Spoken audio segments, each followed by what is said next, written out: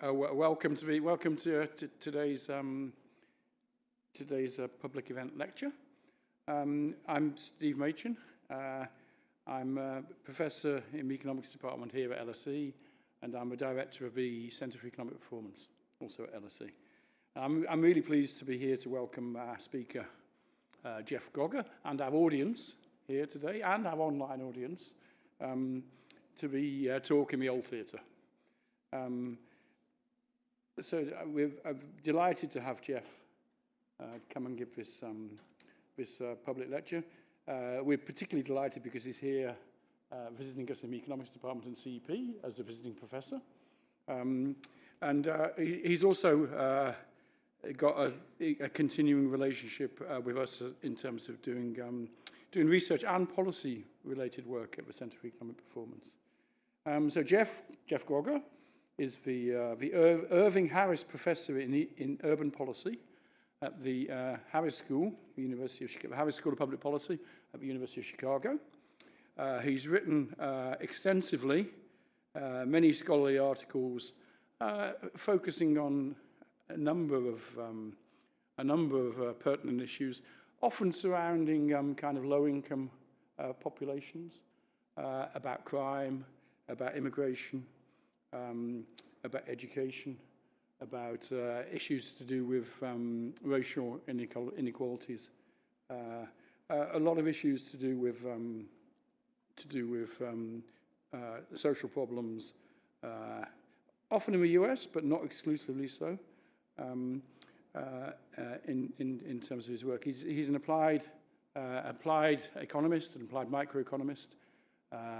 One of the trailblazers actually in using administrative data amongst economists back in the 1990s, I think. His amazing data on matching up arrest data with individuals' labour market outcomes, wages and employment, and looking for scarring effects from having a criminal history on wages and employment. Extremely path-breaking in the sense of using the data, but also the methods that were used in the paper. He's a leading authority, I think it's not unfair to say, on social insurance programs and on US welfare reform and policies. Again, about relatively low-income populations in the United States. So what he's going to talk to us about today is one of his areas of research in the economics of crime, and he's particularly going to look at domestic abuse, a very, very important subject that sort of economists have come a little bit late in the day to studying. Many other social science disciplines were looking at some of these questions earlier. So, you know, obviously highly important. You know, according to some estimates, domestic abuse affects roughly 1/3 of women at some point during their lives worldwide, and obviously carries serious, both short-run and potentially long-run consequences for them as victims, but also more broadly than that, maybe spillovers onto children, other family members, and so on, and for society in terms of in society at large in terms of very substantive economic and social costs. So Jeff's going to talk in particular about some studies that he's been doing in Britain, looking at the risk assessment process that's been used over the last 15 years or so, beginning I think in 2009, whereby police try to identify victims who are potentially at high risk of repeat abuse, and thinking about the way that connects with welfare services, particularly protective services as well. So this is going to be another example of using large-scale data, big administrative data, looking at about 150,000 cases of intimate partner violence, and looking at various questions to do with analysing those data. You know, I don't want to preempt the talk before Jeff gets up, but he's going to look at some very important questions about how good or bad is this risk assessment process about predicting future serious incidents. Does it work to do that? Does it interact well with police officers' decision-making processes as they do it, and so on? So I think it's going to be, talking about this work and thinking also about what a path forward, a constructive path forward might be, with implications for both the police and for policymakers in terms of that, and how we might think about the design, implementation and use of particular risk assessment tools in the context of domestic abuse cases. Okay, so we're going to have Jeff in a minute. A few kind of room keeping exercises. So for anybody who's on social media, I think we have an online audience out there as well. That's one thing. So anybody who's on, I always say Twitter, but it's X, isn't it, these days? But, so the hashtag the hashtag for the event is hashtag, then in capitals LSE, and then the last part of events VENTS. So LSE Events. The event's going to be recorded, and as long as the recording goes well, it'll be a podcast, subject to there being no technical difficulties as we kind of go through. So in terms of actual logistics, Jeff is going to talk for around about 45 minutes, I think. And so only really if there's any clarification questions as we go through that. Then after that, we'll have an opportunity for the audience and the online audience to put forward questions in a Q&A session. And in that, I'll let you know when that starts, and we'll have a roving mic that you can speak into and ask various questions. So that's enough of that for now, I think. I'm delighted to hand over to Jeff. We're delighted to have him here to come and give this lecture on assessing risk assessment in cases of domestic abuse.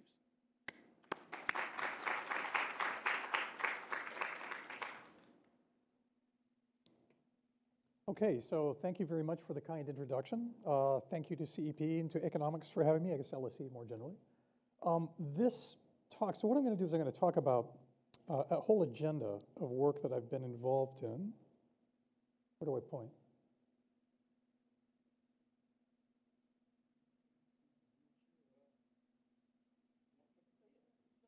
I turned it off. There we go. Okay, sorry. Okay, so what I'm going to do is tonight I'm going to talk about an agenda of work involving risk assessment and domestic abuse that I've been working on for the last 5 or so years. And this work has all been done with a number of collaborators, most of whom are based here at LSE. And so I'm really happy to be giving this talk here, and it's really great to actually be here for the full year and be able to talk to my collaborators in person on a regular basis. And so anyway, over the course of the talk, I hope to address 3 questions here: whether the risk assessment system protects, whether it predicts, and then ask some questions about how officers make decisions. So to give some background to start with, domestic abuse is both pervasive and consequential. So as Steve indicated, there are a number of surveys that suggest that roughly 1 in 3 women worldwide are going to experience domestic abuse at some point in their lives. There is a very large academic literature that says that shows that it has serious consequences for victims as well as their children. And then in a completely different vein, in England, domestic abuse accounts for nearly 10% of all calls to police. Now, in England and Wales, when police respond to a domestic abuse call, one of their most important tasks is to predict whether the victim faces a high risk of serious recidivism. And so I want to talk about that for a minute. So since 2009, English police nationwide have used a protocol called DASH, which consists of 3 parts. So the first part is a questionnaire. The responding officer administers at the scene of the incident a 27-item survey to the victim, asking questions about circumstances of the current incident, signs of coercive control, and past behavior of the perpetrator.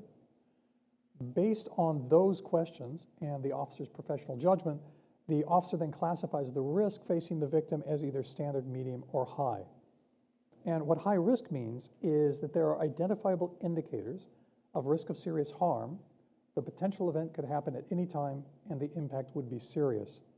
And the import of this high-risk designation is that it results in a referral. It results in a referral to a multi-agency risk assessment conference for protective services. So if victims are designated as high risk, they have the opportunity to get the protective services from the MARAC, and otherwise they don't.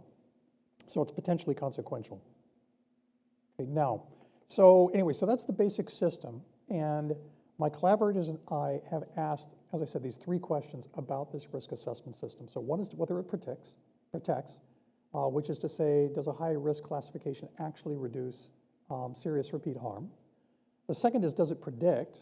And here we ask how accurate officers' predictions are as to who's at high risk. And then third, and most recently, we're asking questions about how officers make their decisions, what drives their predictions, and where they go wrong. So our data come from Greater Manchester Police, and GMP has been an excellent research partner in this enterprise. From their IT system, we have assembled 154,000 incidents of domestic abuse between intimate partners. And what we have here are linked incident reports, the dash forms, and the responses to the questions, victim and perpetrator records, as well as criminal and domestic abuse histories. So we also use these data to construct our key outcome variable, the thing that we spend most of our time analyzing, which we call serious recidivism. And so serious recidivism, I'll tell you what it is and then why we chose this. So serious recidivism takes place if there is any domestic abuse call involving either violence with injury or sexual assault within 12 months of the initial incident. And serious recidivism basically is our attempt to square the notion of serious harm that the dash is attempting to predict and prevent with the definitions of the various criminal codes that are available to us in the English criminal justice system. Okay, and we square that with this definition of serious recidivism. And just to give you a couple of numbers that I'll be referring back to, the baseline rate of serious recidivism in our sample is 13%, whereas the share of cases that are classified as high risk is 9%. Okay, so part one, the first question we asked here is, does it protect? Does the risk assessment process reduce serious recidivism? Now, so you need to know a little bit more about what happens when police attend a domestic abuse incident. So one thing they do, we've already discussed, they assess risk using the dash process with the goal of providing services, protective services to victims who are deemed to be at high risk. But at the same time, they carry out a criminal investigation. We can think of this as sort of the conventional law enforcement approach to a call for service. And so here the questions are different. They're backward-looking rather than forward-looking. The first question that officers are supposed to address is whether a crime occurred. If a crime occurred, the next question is there enough evidence to levy charges? And if so, then the perpetrator may be arrested, detained, or deterred. And so the question that we ask in this study is whether these two interventions, either alone or together, actually reduce the chance of serious repeat recidivism. Now, this raises what economists call an identification challenge, which stems from something called selection bias. And put simply, what that means is that cases that lead to charges are different from cases that don't. And likewise, cases that are classified as high risk are different from those that aren't. They're different in ways other than just involving the fact that some are graded as high risk and some aren't. So anyway, what this means is we can't simply compare outcomes of the two groups, those that are classified as high risk and those that are classified as lower risk. So instead, what we have to do is use some sort of method that's going to equalize as many of the differences as possible between these two groups to allow us to isolate the effects of charges on the one hand and the high-risk designation on the other. And so the methods that we use in this study are a combination of weighting methods and causal forests.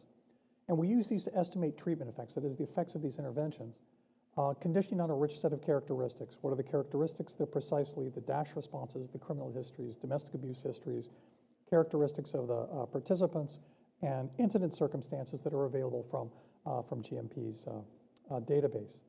And so under certain conditions, this approach is going to let us estimate the causal effect of both of these interventions on serious recidivism. Now, I'm going to jump straight to the results. There are two main results from this study. One's good news, one's bad news. So the good news is that criminal charges reduce serious recidivism by 5 percentage points. And that's actually in relative terms, that's a pretty big effect because the baseline recidivism rate is 13%. So in relative terms, that's a 40% reduction. That's pretty large. That's the good news. The bad news is that the DASH risk assessment process has an essentially inconsequential effect. It doesn't provide meaningful protection.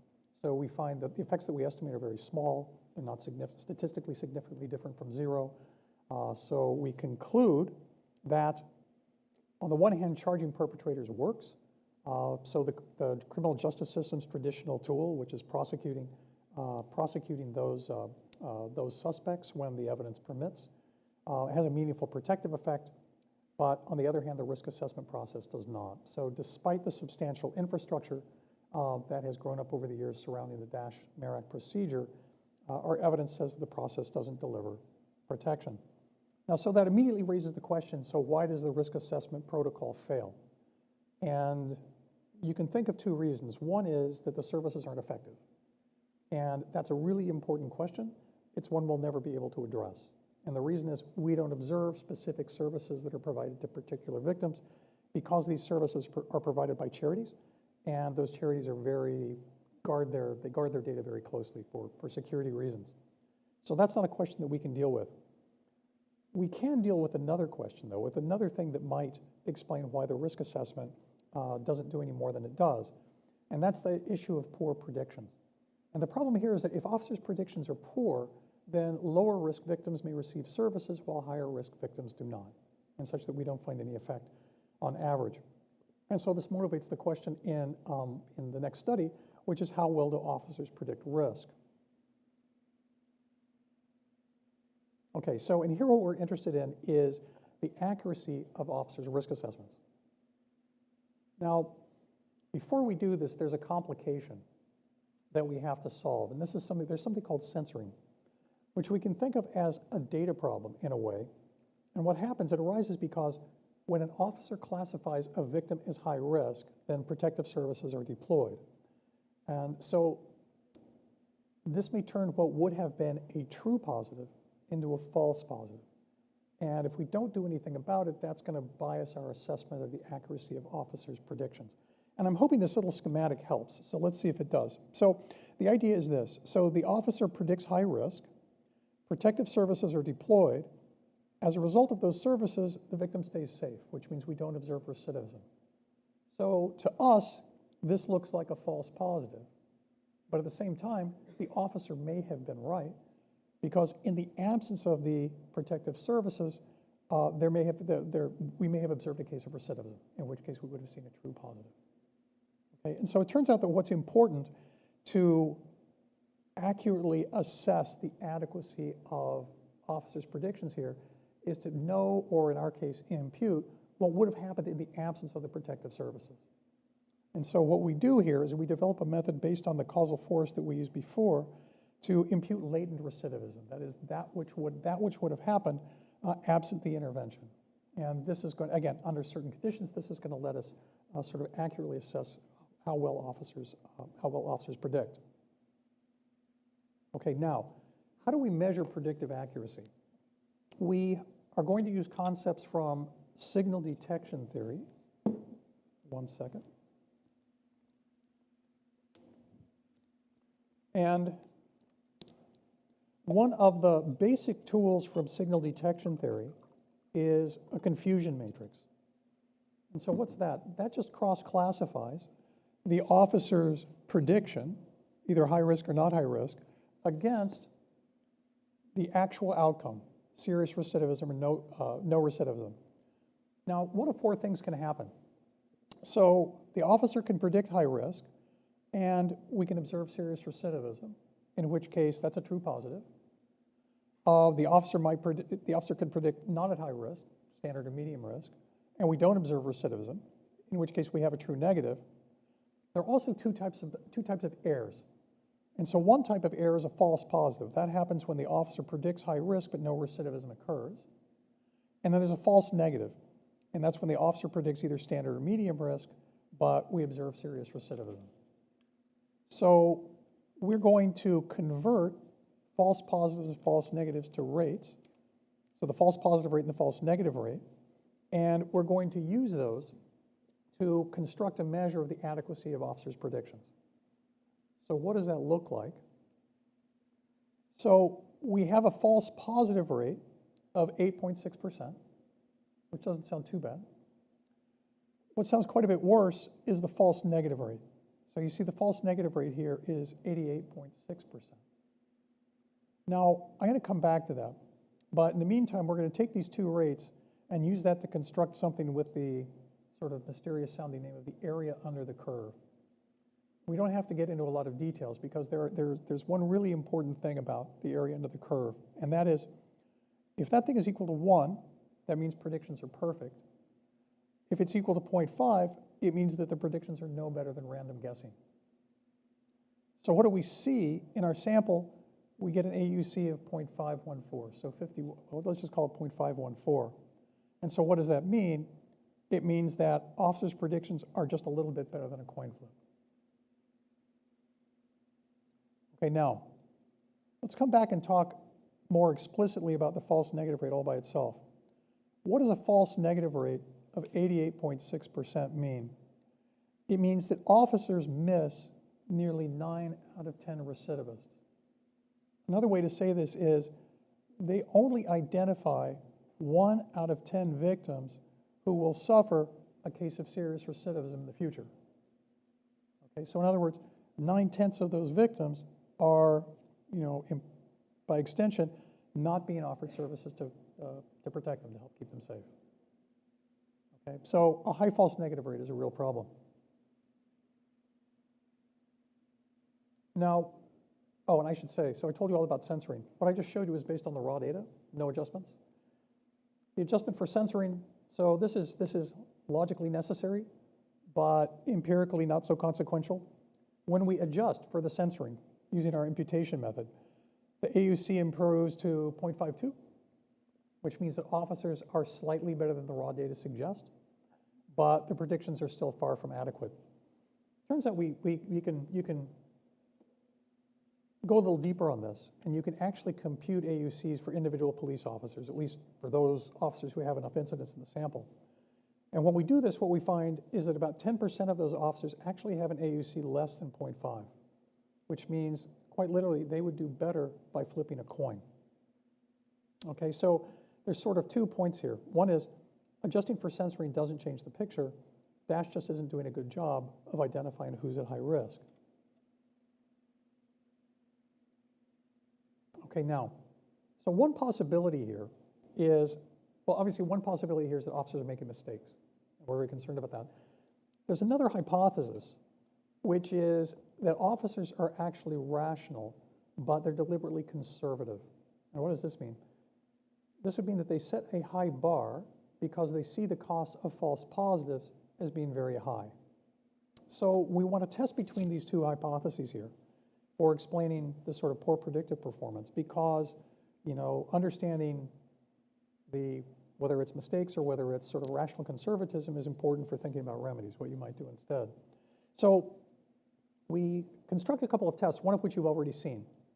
So test number 1, can you do better than a coin toss? And as we've seen, 10% of the officers do worse than random even after the censoring adjustment.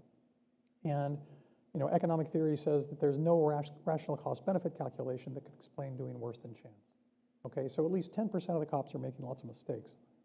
Now, more generally, there's a more general test, and this is about who gets classified as being at high risk. So economic theory here tells us that if officers were rational, then they would flag the highest risk cases first. So we built a model of the objective risk that's faced by victims and check whether officers prioritize accordingly. We find out that they don't, and in fact that many objectively low risk cases are classified as high risk. So based on both of these exercises, we conclude that officers' poor predictions can't be fully explained by rational conservatism. Instead, they are, at least in part, they're genuine mistakes.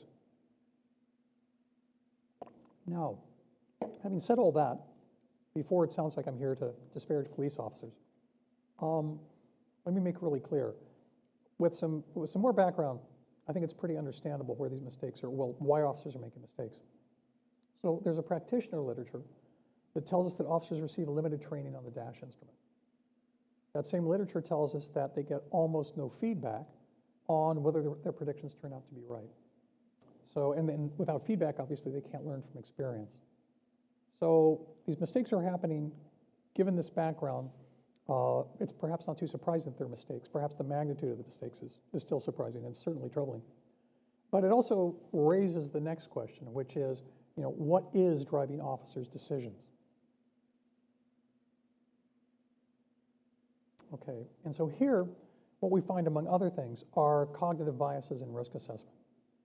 And in fact, when we look at the data, we identify three major sources of officers' errors. It turns out one is bad information.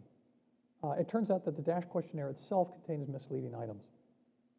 Beyond that, we find two types of cognitive bias of sort of heuristic decision making. One which is termed representativeness bias. And here we can think that officers overweight features that seem like they should predict danger. The other is called categorization selective attention. And what we find there is that a single salient feature can shift how officers basically interpret all the other evidence before them. So let's walk through those in turn. In terms of bad information, so as I said at the very beginning, so the DASH has 27 questions, and we don't have enough time for me to take you through the questionnaire, but take my word for it. All of these are worded as if an affirmative answer should indicate higher risk. There are no trick questions on the DASH, okay? Nevertheless, when we look at the data, we find that roughly half of these questions are counterpredictive. That means a positive answer is actually associated with a lower risk of serious recidivism. Now, because all the questions are worded as though a positive answer should predict greater risk, officers naturally treat them as such. Right? And so they treat all of the affirmative answers as danger signals. Okay, so the result is systematically distorted predictions. So that's an important source of error. Now, another source is representativeness bias. So the idea here is that when people lack training and feedback, they assess risk based on representative features. And in our case, a feature is representative of serious recidivism if it shows up more often among cases that end up in recidivism than among those that don't.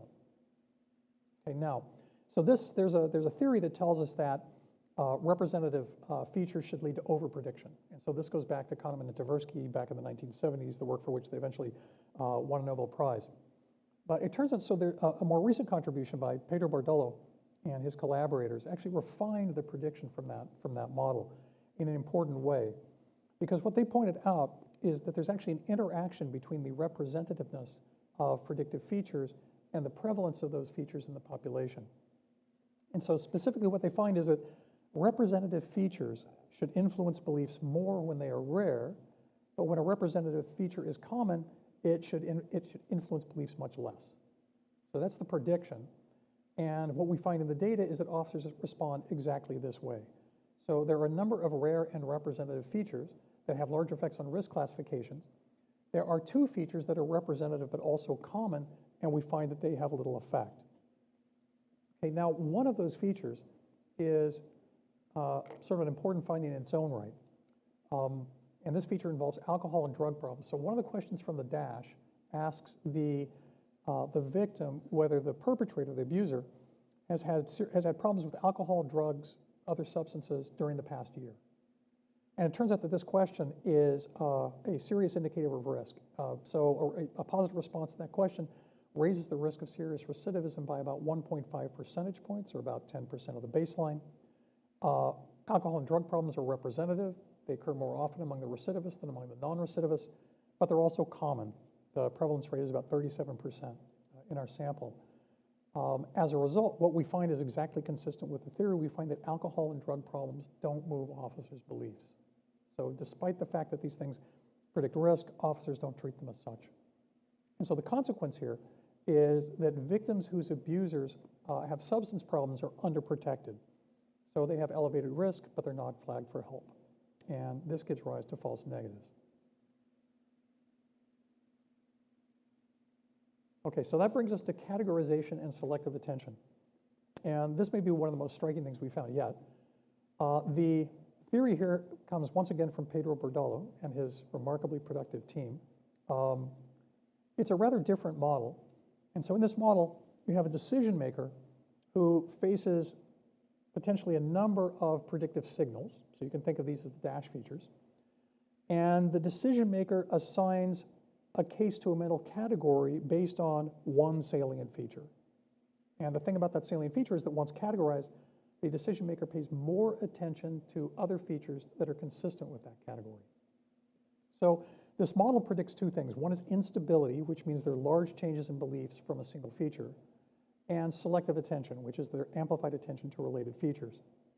So we want to test this model. What's interesting about this is this model potentially explains some important interactions that we observed in the data and otherwise had no explanation for. And so we wanted to figure out how to test this. And testing this requires that we take a stand on what is the salient feature, what is the feature that triggers the officer's categorization of cases into one category or another. And so what we did here is we basically took a cue from the behavioral economics literature on the one hand, the psychology literature that preceded it on the other. And both of those literatures stress the importance of similarity between the predictive features and the thing that the decision maker is trying to predict. Okay, so we wanted to find a feature in the dash, that one of the questions in the dash that seemed most similar to the serious recidivism or the serious harm that the officer was trying to predict. And so we took that feature, our potential trigger feature, as being the very first question on the dash. The very first question asks whether the victim was injured at the current incident. And the idea is that, at least in our mind, you can imagine that an officer shows up at the scene of the incident, sees that the victim is injured, and thinks in the back of her mind that the whole reason for the risk assessment is to prevent the very same thing from happening again. Okay? So that seems to satisfy criteria for similarity. Okay, so what do we find? We can first look at instability. Now, before we do that, actually, I just want to show relationship between victim injury on the one hand and actual recidivism rate, right, actual risk. And so what we see here is that a victim injury at the current incident has a moderately large effect on actual recidivism risk. So in the absence of victim injury, recidivism risk is 12%. In the presence of an injury at the current incident, that rises to 17%. A fairly large change. However, it is dwarfed by the effect that a victim injury has on the officer's high risk classification. So for cases where there are no victim injuries, officers classify 6.5% of those cases as high risk. In contrast, if there's a victim injury, over a quarter, 26.5% of those cases are classified as high risk. So a case that's classified as a case that involves a victim injury is 4 times more likely to be classified as high risk than a case that doesn't. So this is precisely the kind of instability that is predicted by the Bordalo et al. Model. Okay, so the next thing we want to do is look at selective attention. And so the idea here is that once the officer sees that the victim is injured, or if the presence or absence of a victim injury is going to trigger a classification, a categorization of the case. And so we give a name to the category and basically say if the officer sees that the victim is injured, she sorts this into a category called dangerous abuser. And what happens then, we find that she pays much more attention to other features of the dash that suggest an intent to harm or victim vulnerability. And by far the biggest increase in attention involves the question in the dash that asks whether the perpetrator has ever threatened to kill the victim. Okay, so essentially the selective attention that we see, the selective attention here raises the decision maker, raises the police officer's attention to these other features most strongly towards death threats. Now, one could argue, having seen that, one could argue that, well, death threats are also sort of similar to the outcome that the officer is trying to predict. Do death threats trigger selective attention as well? And so we did the same exercise now letting the death threat be the trigger feature or the salient feature. And we find out that the pattern works in reverse. And specifically when the officer learns of prior death threats, she pays much more heightened attention, much greater attention to a victim injury, as well as some other violence-related features. So there seems to be something to this. It seems to be that when the officer sees a feature that triggers this dangerous abuser category, she becomes much more attentive to other features in the same category. Now, what does this mean? So what this does is, because officers tend to overreact to the dash features, what this means is this heightens overreaction, worsening their predictions even more than they would have been in the absence of the victim injury, for example. And so what this means in sort of thinking about where to go next is, it means that features don't just affect beliefs directly, they also change what other information the officer attends to. And this in turn means that a bad question on the dash can do double damage. Even if it's not directly misleading, it may redirect attention to questions that are.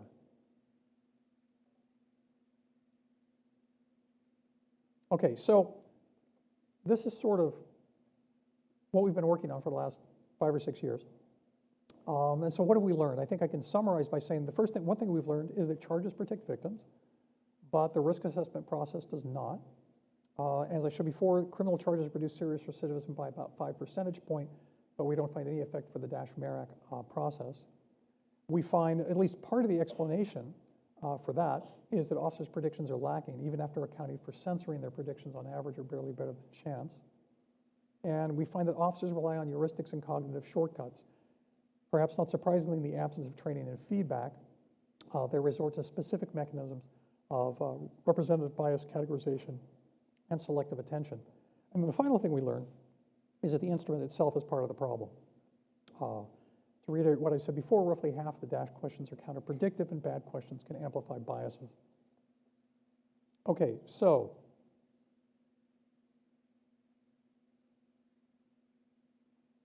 that sort of summarizes what we've learned. So I want to spend some time, last few minutes I have here, talking about how we might take that information and do something useful with it. So I want to talk about 3 possible futures regarding risk assessment, sort of where do we go from here?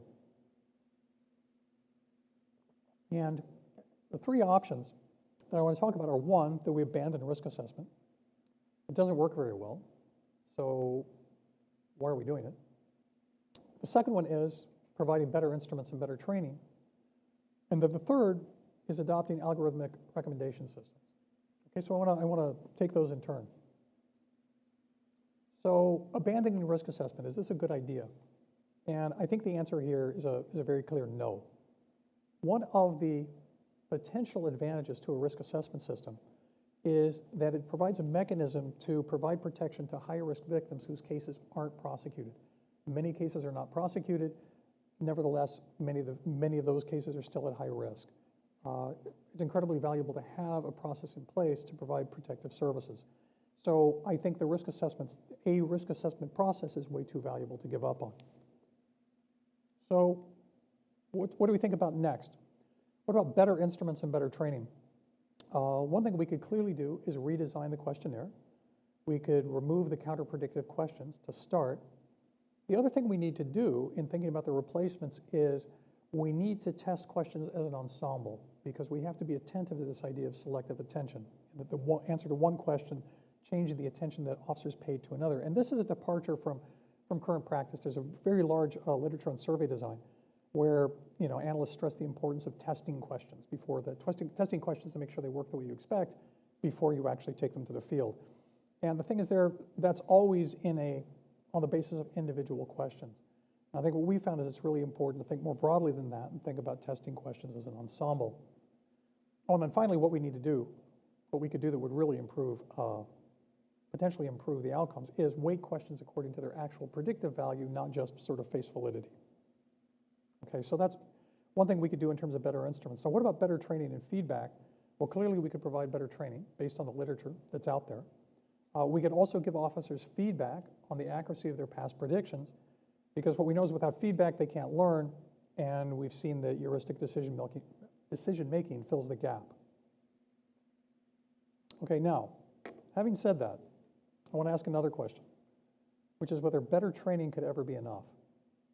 And to do this, I want to contrast 2 groups of people who make important predictions. One group is radiologists, the other is police officers. Now, why radiologists? What do they do? Radiologists read diagnostic images. Based on what they see, they predict the presence of disease. Let's think about the training they get. They get 4 years of medical school, they get 4 years as a resident, and then they get 1 or 2 optional years as a fellow. Despite all of that training, 8 to 10 years of training, a recent study shows that in predicting pathology from chest x-rays, which is radiologists' bread and butter, 2/3 of them perform worse than predictive algorithms. Now let's talk about police officers. So training is variable. To give just a couple examples, in Chicago, police recruits spend 6 weeks at the academy. The Met does a little better. Recruits spend 16 weeks in the classroom. But of course, during this period, training covers all aspects of policing, not just risk assessment. And so I think it's reasonable to ask the question whether we could ever provide enough training for police officers to perform even as well as radiologists, 2/3 of whom fare poorly compared to a predictive algorithm. Which brings me to predictive algorithms. So, or algorithmically assisted risk assessment. So there are pluses and minuses with algorithms. Perhaps one of their main advantages is that they don't suffer from cognitive biases. So they can learn which questions are generally predictive and which are misleading. Their attention to one question is not affected by responses to another. And by design, they weight information according to statistical evidence, not salience. So potentially, algorithmic recommendations could provide better predictions, meaning they would better identify victims who need protection and reduce the number who fall through the cracks. And I want to be really clear here, what I'm talking about here is not replacing officers, but rather giving them better tools to make consequential decisions. Now, I want to talk about downsides. And the big downside that many people focus on, and rightly so, is that algorithms will make mistakes. There's no denying that. At the same time, I don't think there's any denying that all systems will make mistakes, whether they involve algorithms or not. And there's no use saying otherwise. Mistakes will cause suffering. Each one will be tragic, whether it's made by a machine or a human being. So given that, I think our goal should be to put together a system that will make as few mistakes as possible. Okay, now you might be asking, okay, so are algorithms really that much better? Now I want to go back to one of the early slides where we were talking about DASH having a false negative rate of 89%. So what this means is the DASH identifies only 11% of victims who will suffer a serious repeat incident. So in contrast, recent work by my team shows that even simple algorithms can do 4 times better, identifying up to 44% of repeat victims. And given sort of the improvements in predictive technology that are happening on a monthly basis, it seems, I think we can make that number even bigger. Okay, so what do we know? Even simple algorithms do much better than DASH. I think there's a great potential for them to improve victim safety. And with that, I'm done. Here's a summary. Thanks for your attention.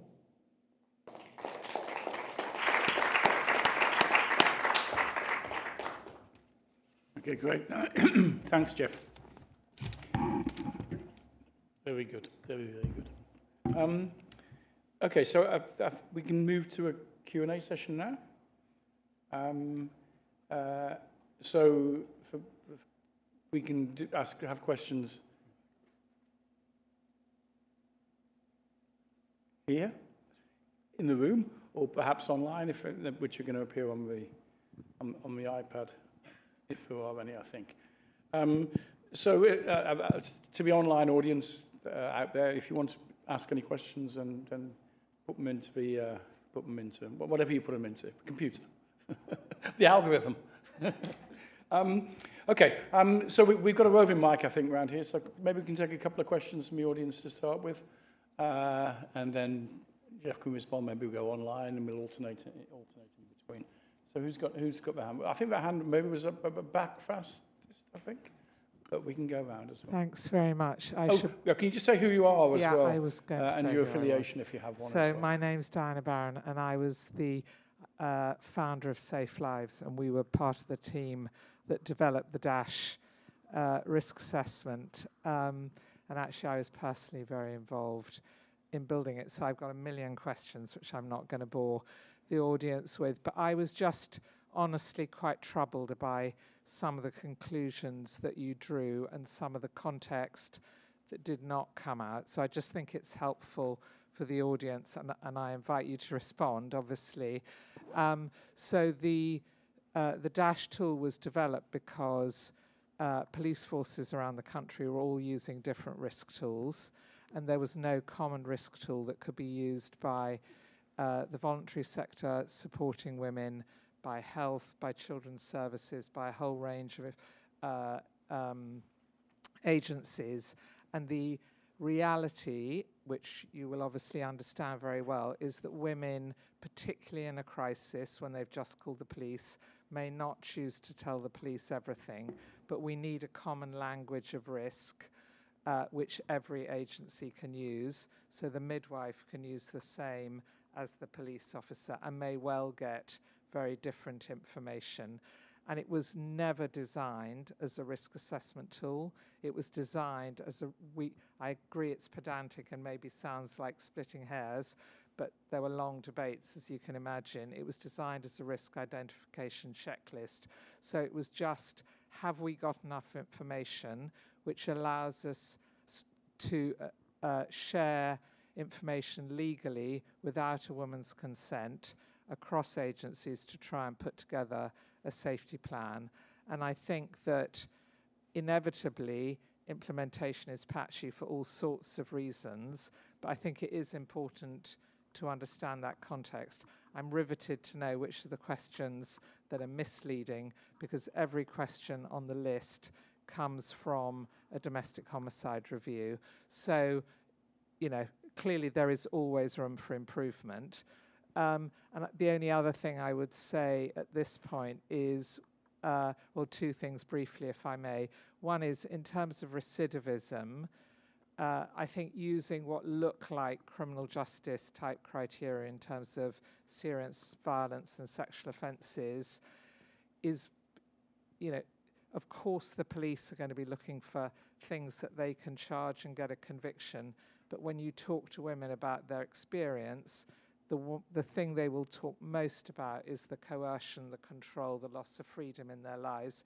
If you're a police officer, you might be sympathetic, but you know you can't get a conviction. So that, and then the last thing I would say, and I would say this was particularly true in GMP, who we worked with a lot, was there was just a whole lot of gatekeeping that went on. So police officers would be told, you cannot have more than X% high-risk victims. So that was a massive distortion in what came out.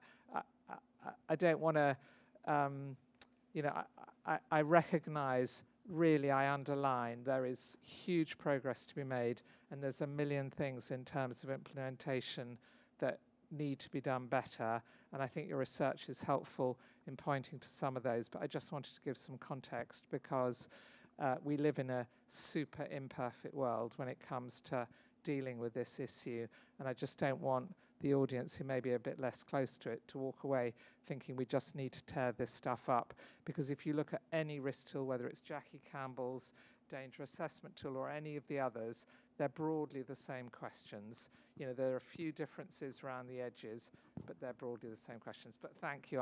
I just felt it was important to say that. Right, thanks. Let's take a second one, and so then we'll do it. I think there's, you heard, yeah. Okay, down here then. Two at a time. Okay.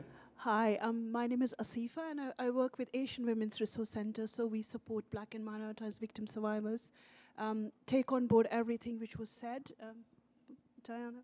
Yeah, around Safe Lives risk assessment. We did a recent paper about this from a perspective of how it impacts Black and minoritized women. And clearly, it does need restructuring.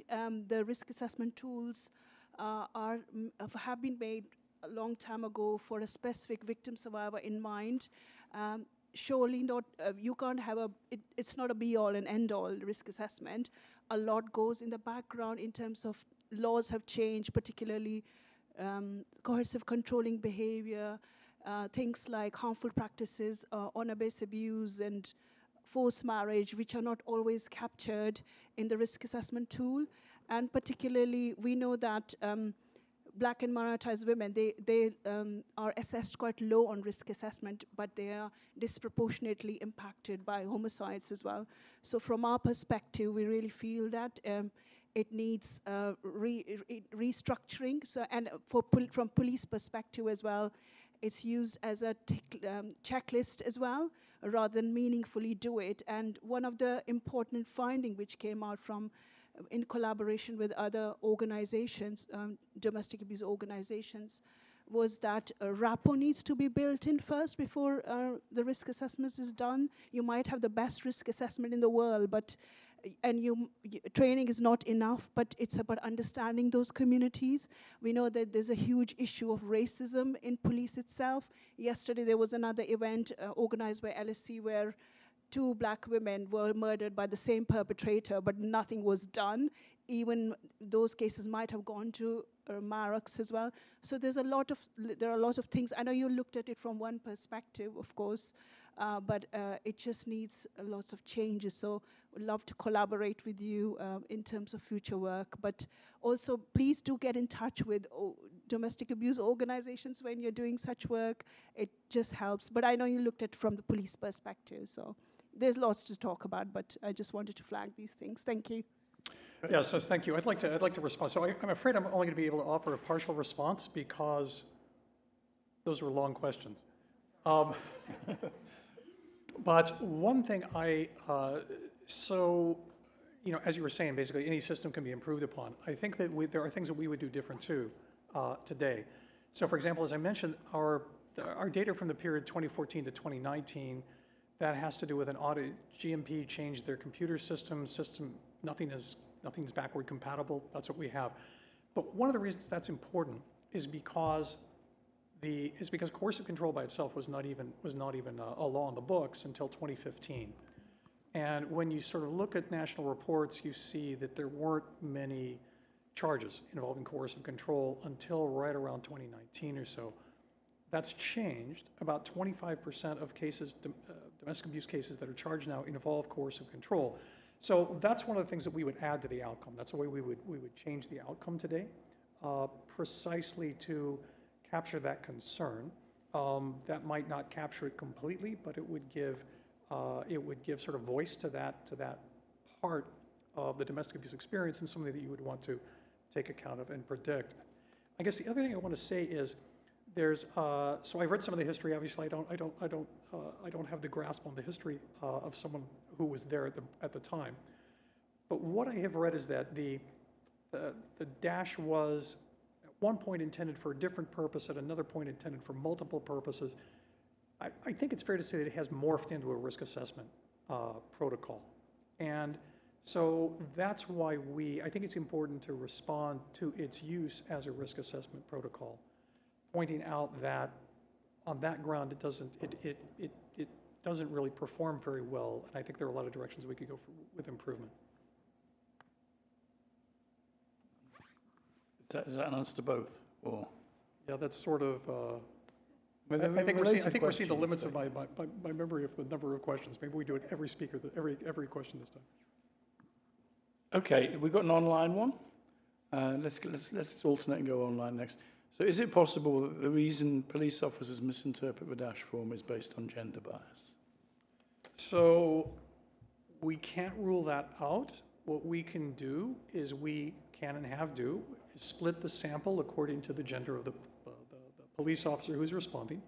About 25% of the police officers during this period at GMP were women, and their predictions are indistinguishable from those of their male counterparts. So that doesn't jump out as an explanation. Okay. I've got your hand up this time now, yeah. Hi, my name's Solvay, and I'm an alumni, and I'm also a domestic abuse caseworker. So I'm echoing what both of you said. I was just curious to know whether because you were saying how you were able to research and study the attitudes or the way police officers conducted themselves when asking these questions. But I'm just curious to know whether you also researched how these women or any gender were acting during these questions are asked, because they're horrendous questions. They can be very triggering. And I think a big thing that, I mean, police officers can really get training on being trauma informed. That's like just the baseline. And, oh, sorry, I had another question. Actually, no, that was kind of it. I was just wondering whether you also just studied how women were acting during those questions, because 27 questions is really long. But I like all of them. Yeah, anyways. Yeah, so the unfortunate answer to that question is no. So we don't have any information about the nature of the interaction between the particular officer and the victim. We don't have apparently were some free text fields. Those are long gone. So as much as that would be something we would like to incorporate, we won't. One thing I will say is that, so you mentioned that the questions can be very triggering. The questions feel like they're pretty intrusive, many of them, and they're asked at a particularly fraught moment. So you can see all sorts of ways that interaction can go wrong. One thing that we've learned is, with a couple of the studies so far, is in terms of just pure risk prediction, we can do better with just information in the GMP database than we can with the dash. And in fact, when we add the dash to that other information in the database, it doesn't really improve the predictions. And so what this means is potentially a risk assessment system where you don't have to trigger the victim with a bunch of questions which may be triggering and which aren't predictive to get a better prediction.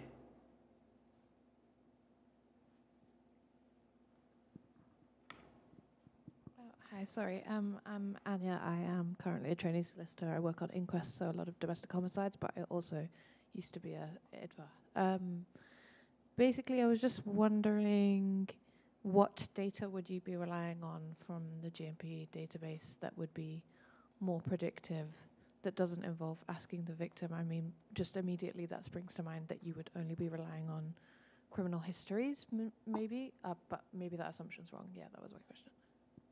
So their criminal histories, their domestic abuse histories, those turn out to be quite predictive. And this isn't novel to us. So other people who have been devising predictive models have found the same thing, that the recency of incidents and recency interacted with severity are really powerful predictors of what happens over the next 6 to 12 months. Those are doing a lot of the work. And they don't, again, the dash doesn't really seem to contribute once you account for those things. I think it was one too long, yeah. Hi, I'm Amelia. I'm on the Gender Policy and Inequalities program here. I just had a question on your conclusions about using AI processes. When AI is being proven kind of consistently now to have gender bias and racial bias built into the data sets it's being given, how would you suggest kind of making sure those aren't playing into a situation which is clearly gender-based at the core? Okay, can I add one of my questions, which is related to this as well? So the thing that, one of the really striking empirical things that you put up there, so when we look at misclassification in many settings, we look at the 2x2 matrix, and we often look at the off diagonals, and they often end up being relatively symmetric. This is just so striking, that the difference between the false positives and the false negatives. And so, and you know, you have the stuff about the police officers perhaps being conservative and so on as well. Yeah. But it's an enormous gap between the two. So I thought that was really interesting. I mean, it speaks a little bit perhaps to this question as well. And additionally, so I wondered, so you're focusing on the one where there's a huge amount of misclassification. How does the algorithm do in predicting the other side of the you know, the false positives. Okay, so I'm going to answer this question because it's fresh in my mind, and I'm going to come back to yours. It's very related, though. I think, So I think there's a couple answers. One is there's a mechanical bit that when you have a 9% prediction rate, your errors are going to be dominated by false negatives just because you have so many negative predictions. The other thing is, if you think about the false positives versus the false negatives, let's say the social costs of these things are very asymmetric. So the cost of a false positive is, now, and this is really important here because there are no criminal justice consequences associated with the risk rate or the protective services. This is just all about protective services. So the false positive means that you provide protective services to a victim who may be at less risk than another victim. Right? On the other hand, what a false negative means is that you don't provide services to a victim who evidently needs it. Right? And so the social costs of false negatives are much higher than false positives, so you really care about those. And you care about reducing the false negatives. Now, if you could ask me your question again. I apologize, but I find dual tasking here it was partly to be too challenging. systematic bias built into the AI. Oh, the systematic bias. Okay, so so the answer, so I think there's an answer here. It's very counterintuitive, but stay with me. The fact is, in our sample, 80% of the victims are women, so 20% are men, and there's reason to think that among those 20%, many of those are basically false counterclaims, right? Which means more than 80% of the victims are women. If you train an algorithm on women, you're just looking at women. So the opportunity for gender bias is not nearly as great. You're not comparing the two genders in the way that you are in many other things. So there are basically sort of checkpoints, mileposts, things that you want to look at. There are sort of technical evaluation criteria that you apply to these things that work in some cases well, in some cases less well. But I think that the gender bias issue in these cases is less than would initially appear, simply because the vast majority of your training base is women. Okay, have we got any more?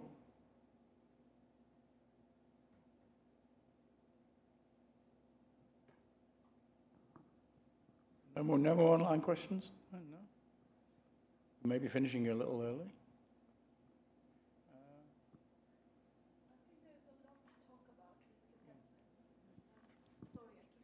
That's fine. I think there's a lot to talk about risk assessment because you're looking at from the lens of police, and it's very statistical as well in terms of like if the person who's risk assessing is not trauma informed, should they be even doing risk assessment? You know, that's the main thing, because it's not always about predicting it and all that. So there's a lot to talk about. One can talk a lot. So as well as sexual abuse and sexual violence, there's the language of risk assessment, the way it's structured. The first question is, has the current incident resulted in injury? So again, it's a lot of focus on physical injury, and when we work frontline, this is not how we do the risk assessment, but police might as well, because we have to build that rapport, and it takes a while and time and energy as well as that specialism to do that. One-off training would not help it. If you see the way police do the risk assessment, unfortunately, some of them do it very well, but most of them, again, it's a tick box exercise as well. They will assess perpetrators and victims as well. So there's lots to take from all that. But I know you did research from a different angle. It doesn't also have that ethnicity, faith, and gender lens from this finding as well. So I would like to know more, if I'm really honest, in terms of, I felt it was very generic, but we can use this research. Of course, I'm not saying it's useful, but also people in your team, are they much aware about it, the dynamics of domestic abuse, and so that there could be, I would have expected more, if I'm really honest. Thank you. So I guess what I would say is part of your point gets to this question: could we ever provide enough training? And particularly, could we ever provide enough training to first responders? And if you think that that would be fundamentally difficult, then that might suggest that we leave the first response risk assessment to something that's trained on a lot of data instead of an individual that we don't train very much, and then leave specialist assessments to specialists who have that training. So I'm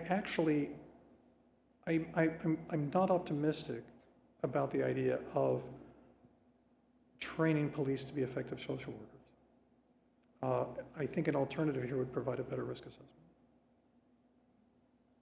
I'm not in for just training, sorry. I definitely take on board that, but there are lots of multiple factors which play in as well when one is assessing the risk, right? And in terms of how much victim survivor feels comfortable talking about things, that's really crucial and critical, particularly in domestic abuse and sexual violence as well. But I get it, like we always come, lots of report, really important, talk about training, but also looking at the tool itself. I mean, how effective is the tool? Do we need to think about it from more intersectional lens as well? Disability, LGBT, and black and minorities, those things are critical as well in terms of that. So thank you. Okay, so we've got a question online that speaks to some of the things you're saying, actually. A longish one, and we've got a very short one. I'll go with a short one first, and then I'll come back to the second one. So Jamie Hobday says, one sentence question, are GMP going to be taking any action on your findings? The slightly longer question is from Subha Mukherjee, who's a DA practitioner in the UK, who says, I'm concerned we're looking at risk scores and recidivism, but missing a big missing piece of interventions with the victim as well as perpetrators in the aftermath of the incident, which is delivered by specialist services who were not consulted. So there's various variables in between that could be productive. I think it's asking a bit of a question about mediating factors. A little bit is speaking to the question over here, I think, as well. And saying, so they're sort of overemphasizing the possibly predictive nature of the dash. Saying other things that happen post. I think in between the dash assessment and then the subsequent recidivism. Right. So I guess there's a number of ways to take this. I view this through the lens of, can you improve predictions? So one possibility is if you had better questions that you could add to the information we use. I would be in favor of that. I guess I also see there's one question which is, what is the victim's risk level? And then there's a question of what services would best suit her interests. And I'm not optimistic that we're going to train a model to answer that latter question. Right? So I think we can predict risk levels. I think we can get to that point. But there's this whole other question about, well, what do you do then? Right? So you believe that the victim is at risk. What should you do? That's not a one-size-fits-all exercise. That's something that's handled by specialists. And like one of the things that I hear from police is they're concerned about the capacity of the MERIC, for example. So that might suggest devoting more resources to that second step. What is it that's in the benefit? What is it that's in the interest of the victim? Once you believe they're at high risk. I'm not sure you need to combine the risk assessment exercise as well as the, what do I want to say, the sort of service evaluation exercise. Which is an outcome as well, of course. I'm sorry? It's an outcome as well, of course, the service, the specialist service. But sure. are GMP going to be taking any action on your findings? That's under discussion. Okay. Short answer to a short question. Yeah. Have we got any more? Or have we? Oh yeah, we got one here.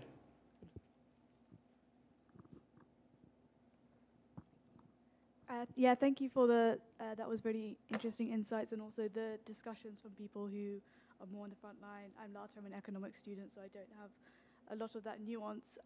Yeah, one of the questions I had was obviously you're looking at a police database and kind of judging recidivism of kind of charges and police data.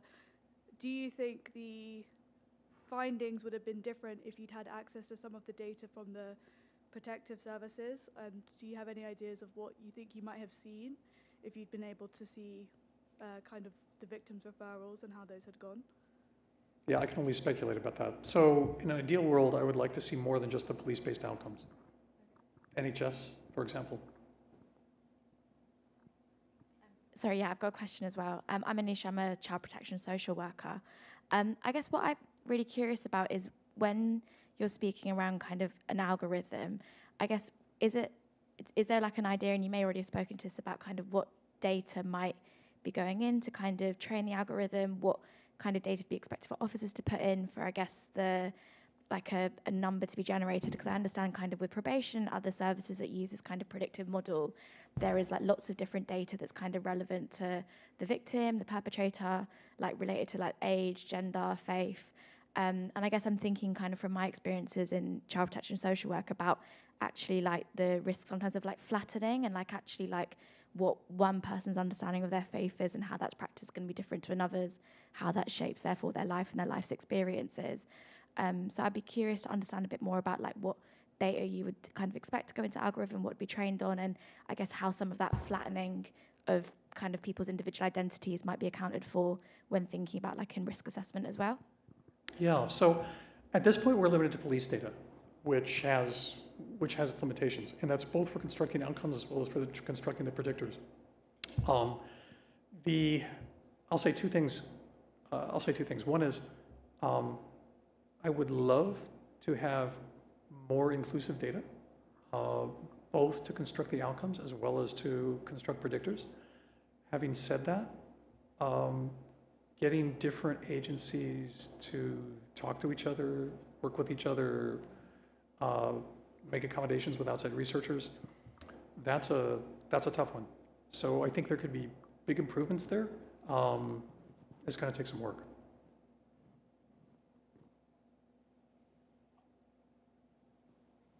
Okay, we've got a follow-up question from Suba Mukherjee again. Is there a bigger question here that we need to break from what patriarchal first response needs to break away from?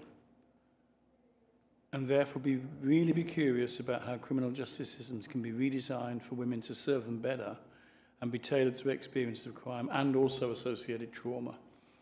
And then the iteration, it's not about police being social workers, but about the principles of first response, responding better to women's needs.